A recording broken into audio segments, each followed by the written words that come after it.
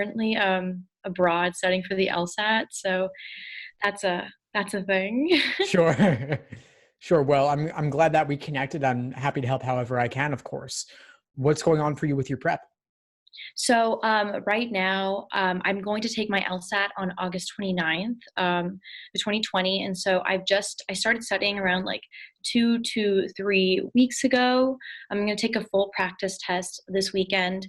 But I was just going to ask you about like the length of my scheduling. And then after I'm done with foundations, I was going to see if I could maybe move on to your 3 month schedule and how that would look with like a full-time internship or something like that. Yeah, Um, sure. Absolutely. and asking if that would be like, what do you call it? Like something that's like feasible and like something that would be like a good combination when it came to like prepping. Yeah, certainly. Absolutely. I mean, my methods are compatible with a wide range of resources out there already. They do assume that you're starting from scratch, though. So Oh, if you're doing other prep prior and then you want to start one of my schedules, that's perfectly fine. But I would suggest getting one of my longer term schedules and starting in the middle, because that way you can jump in at the point that's most appropriate for where you're at that moment. right. So if I have 6 months and I'm like, it's like from now, I take in 6 months, which schedule should I get? I would suggest you get my 6 month plan, and you Okay. can use it with other resources and simply read the relevant chapter of that book before doing the relevant practice problems of that type as laid out in my study plan. Right. Okay, thank you so much. And then another question I have is like when you're studying for like the LSAT, a lot of people like recommend like a notebook to like keep things you got wrong or like notes for diagramming.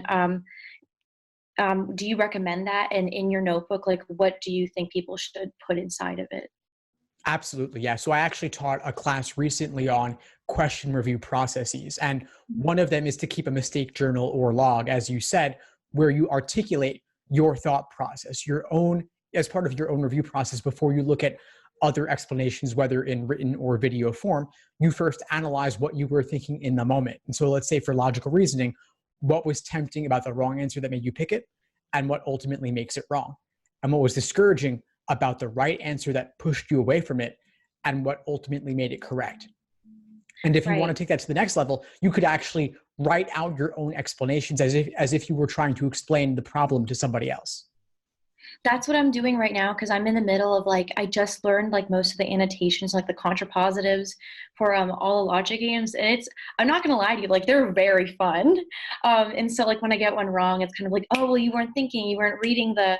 I have a problem with like just like skipping over the question or like not reading like the right, not like skipping it over, but it being like what is false, and I'll be like in my mind, it's I read it as oh what's true, and so I think just like being careful in that, and like that goes on to like my second question. I just I was gonna ask you like what are the best habits to establish like early on in studying because I am scoring for 170 plus just because of like scholarship money and obviously like getting into a great school, but I don't want to be making mistakes early on right now to where like I'll become hard headed in the future in these future months. Of course. Well, one of them, as we said, is the review process, slowing down, doing fewer exams, fewer questions, and reviewing them in more detail. That's a good habit to instill early. And of course, we're speaking now in early March. You have plenty of time until August to put this into practice. So that's great. The second thing I would say is, which you're also doing already as well, is having a defined plan of attack. So you're not just randomly doing exam after exam and measuring yourself. You're slowing down, you're building the foundation first, looking to get a comprehensive overview of each section and question type. So you are approaching this systematically, and I think that's all good. So I would just say keep doing what you're doing, use the best resources possible, which you are doing, to learn the basics and learn the proper perspective from which to view each question before simply jumping in. Right. I just like I'm feeling like whenever I'm like reading like a lot of the questions, like, I'm just like missing. I'm like missing words or like some words that like I'm thinking aren't like translating like when people like I've just like started saying if I see either or, I just cross out either. I'm like, nope, no, I don't. That doesn't matter. But like it's I don't know. It's been I was like I listened to your podcast like on my commute like to and from university, and so I'm just like, well, okay, and like you, it offers like so many like helpful resources, and I don't want to be stuck in the swarm of like so many like different like systems and like ways, because I know that if you go from, what's great about your program is because you use like, okay, practice test, these are the questions I want you to do from the actual LSAT. I feel like it's really important at least like to just stick to like one system. Yeah, totally. And I think that you risk confusing yourself with different terminologies if you're jumping between different methods. And personally, I try not to use overly complicated terminology or descriptors. I say strengthening questions, let's call it a strengthening question, just to keep it Right. really simple. But yeah, I think if you use the study plan, you just follow that, you're doing the right thing. And then as day gets closer, you may discover some weak areas you want to focus on additionally to the side. And that's perfectly fine too, of course. And then I know you recommend studying at least like 10 to 12 in the beginning, hours a week. And so when we start hitting around like 3 months near the LSAT, because I really want to focus it like doing like practice tests and doing like the real, not that I'm not doing the real things, but just that right now I'm doing a lot of foundational work. Um, how many hours should I be putting in at least like at those 3 months? Because I know that, school is approaching, like I may have like an internship. So like, needing to do things like later at night because I can't do anything in the morning. I tried. I listened to your podcast and you're like last night and you're like, oh, well, let's, try in the morning. I woke up this morning and was like, I can't focus. Yeah, I mean, ultimately, as far as a daily plan, it'll work depend on what's best for you. Some people are morning people, some are night owls, and that's totally fine. You just want to fit in the time wherever you can. And as for a weekly time frame, I like the idea of at least really 15 to 20 hours a week. But obviously, everyone has different obligations, like with work, with school, and such. And so try to plan around that. If your summer is going to be relatively open and then you'll be busier in the fall, then do more in the summer and then do a little bit less in the lead up to your August LSAT in this particular case. But I think even 25 hours wouldn't be too much necessarily. Just spread it out so you don't burn out. Okay, because that's the one thing that I just don't want to like. I just don't want to, first of all, like burn out, and I don't want to get like used to just as much as I would love getting used to obviously familiarity with the questions. I don't want my head to be like, oh, this again, like just to remain focused and sharp. So yeah, I mean, I wanted to make this, like meeting to just make sure that like what I was thinking and like that my systematic approach was correct, because there's a lot of people who are telling me like different things and what I should be buying and what I should be using. But I feel like having foundations and then like the strict material as it is important. Exactly. Yeah. And of course, make modifications along the way as you need to. But if something's working for you, then stick with that for now. Also, another question. So when you study for the LSAT, do you try to like recreate the environment of like in which you are going to be test taking? So like do you do it quiet, or like could there be like room for like music, like study music in the background, just because it keeps me a little bit awake? So Yeah, that's just that's a great question. And this comes back to what you were saying earlier about habits. I didn't mhm, bring it up earlier because you're not at that stage yet.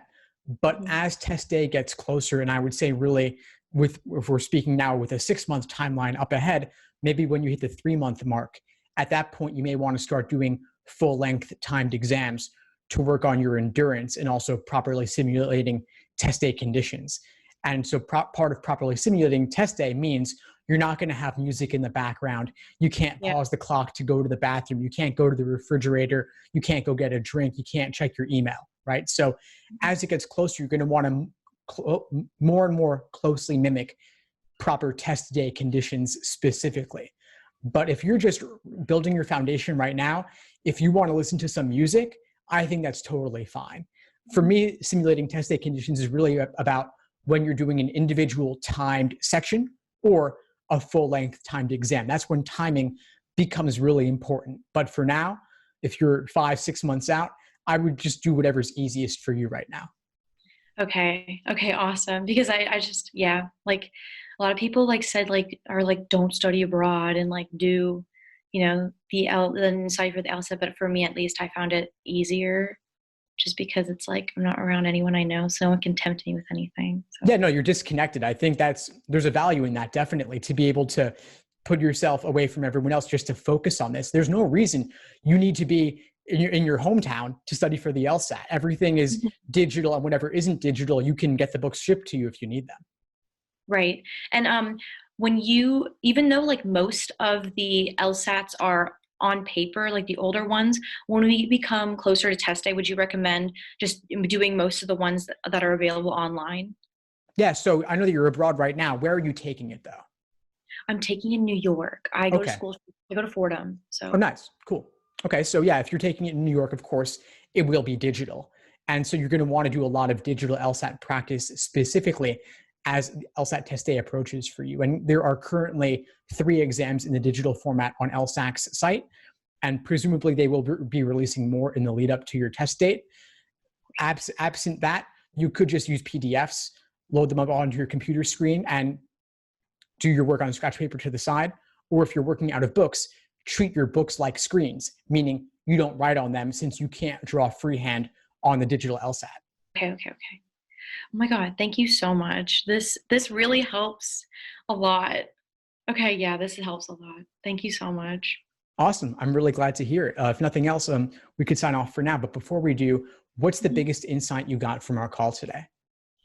Other than just like anxiety, like depleted, I would probably say just assurance in like what I should be doing, and especially with a plan, and especially what I should be looking at each month, especially when it comes to going closer to the LSAT and mimicking different environments, not different, but the same testing environment, as well as, you know, having a schedule that is very close to the actual exam. So, yeah. Awesome. Well, I'm really glad we connected. Please keep in touch and let me know if you need anything at all as you move forward. Of course. Thank you so much. I really appreciate it. Thanks for tuning into the show. Please subscribe if you haven't done so already to be notified of new episodes as I release them. And feel free to reach out if you need anything at all as you move forward with your prep. I'm happy to help however I can. In the meantime, I'll wish you all the best and take care.